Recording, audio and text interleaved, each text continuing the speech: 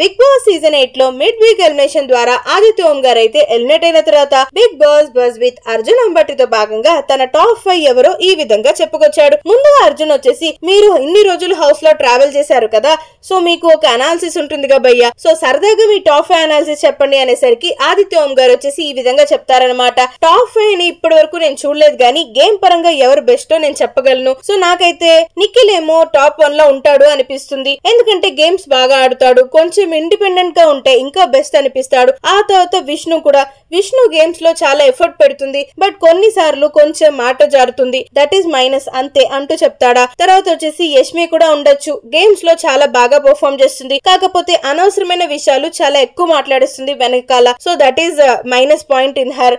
ఆ తర్వాత వచ్చేసి మణికంఠ కూడా ఉండొచ్చు. ఈ ఎమోషనల్ థింగ్ అనేది పక్కన పెట్టేసి గేమ్స్ లో బాగా ఫోకస్ చేస్తే మణికంఠ కూడా వెల్ డిజర్వింగ్ ఫర్ టాప్ 5 అని నాకు అనిపిస్తుంది.